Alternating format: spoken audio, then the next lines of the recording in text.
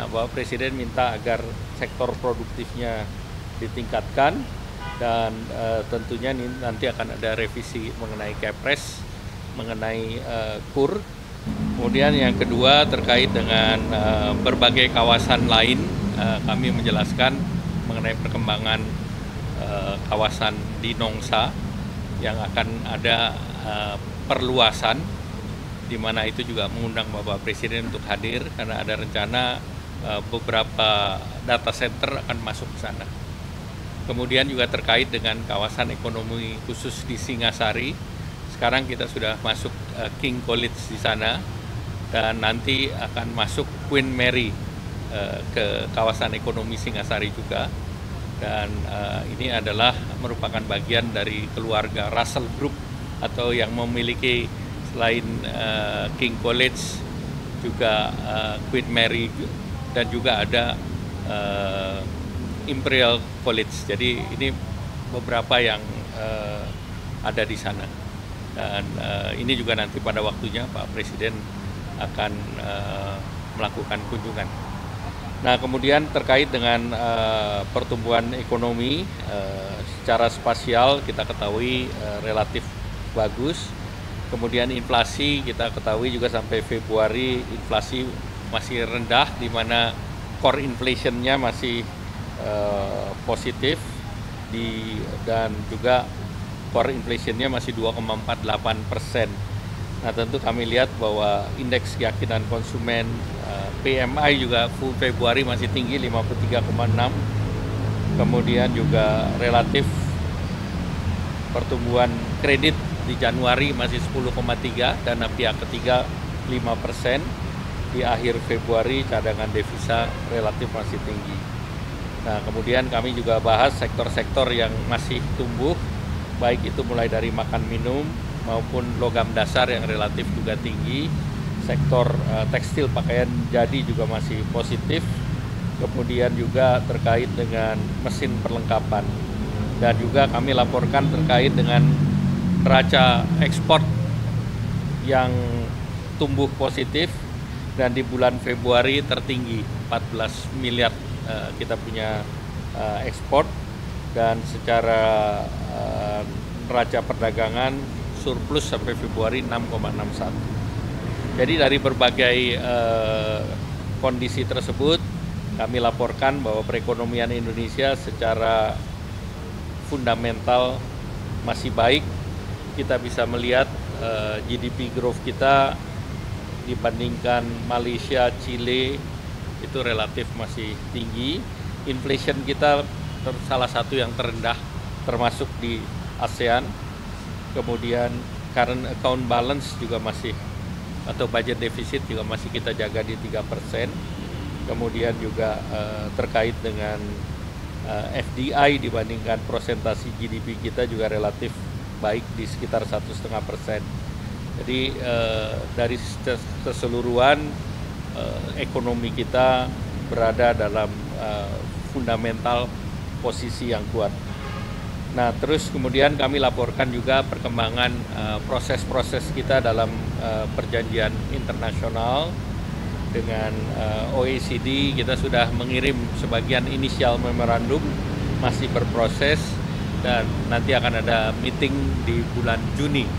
Nanti tentu akan menentukan tahapan-tahapan selanjutnya. Kemudian terkait dengan kredit usaha rakyat, tadi kami laporkan ke Bapak Presiden bahwa terkait dengan kredit usaha rakyat, Bapak Presiden mengarahkan agar komitinya didorong untuk meningkatkan pembiayaan usaha produktif. Jadi usaha produktif tentu menjadi penting karena kredit usaha rakyat yang per sektornya kita lihat pertanian di 29%, perikanan 1,7%, industri pengolahan di 7,6%, memang perdagangan masih tinggi di 48,4% dan jasa-jasa di 14,2%. Nah, Bapak Presiden minta agar sektor produktifnya ditingkatkan dan tentunya nanti akan ada revisi mengenai Kepres, mengenai KUR, di mana komitenya akan membunyikan itu. Jadi komite kebijakan pembiayaan usaha yang produktif dan dengan adanya perubahan dari struktur kabinet, memasukkan menteri koordinator bidang pangan maupun menteri koordinator pemberdayaan masyarakat di dalam komite. Kemudian kita juga membahas yang terkait dengan rencana kerjasama EU-SEPA. EU-SEPA tinggal 2 isu tadi saya laporkan yang terkait dengan bea ekspor dan perizinan ekspor. Dua-dua kami sudah laporkan ke Pak Presiden.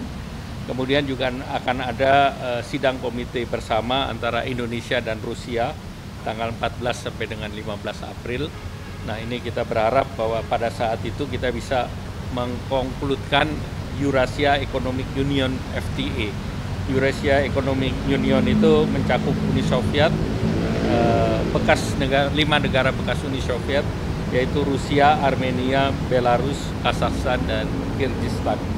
Dan ini harapannya tentu hampir seluruh bab 14 dari 15 bab sudah selesai.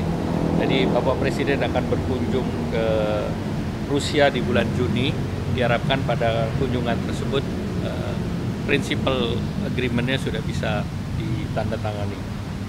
Kemudian kami juga sampaikan terkait dengan CPTPP, yaitu Trans-Pacific Partnership. Ini 12 negara, yaitu Australia, Brunei, Kanada, Chili, Jepang, Malaysia, Meksiko, Peru, Selandia Baru, Singapura, Vietnam, dan Inggris. Inggris baru masuk di bulan Desember. Dengan kita memproses di aksesi CPTPP, diharapkan kita membuka pasar Meksiko, Kanada, Peru, dan United Kingdom. Nah, ini tentu akan membuka peluang pasar ekspor, di mana tentu terjadi penurunan tarif langsung pada saat kita masuk dalam CPP, dan standar CPP ini tidak menerapkan standar trade related aspect of intellectual property right. Jadi ini yang salah satu yang cukup baik dengan perjanjian CPTPP. Demikian yang tadi kami laporkan Pak Presiden. Ya. Di dalam Pak Prabowo membicarakan terkait IHSG yang sekarang sudah mengatur nggak? Ya, pertama tentu fundamental ekonomi kita kan kuat. Ya, tentunya beberapa isu-isu yang dikembangkan itu tidak benar adanya, jadi ya diperjelas saja. Ya. Tidak ada. Tidak. Baik, cukup ya. Terima kasih. Selamat sore. Selamat buka puasa.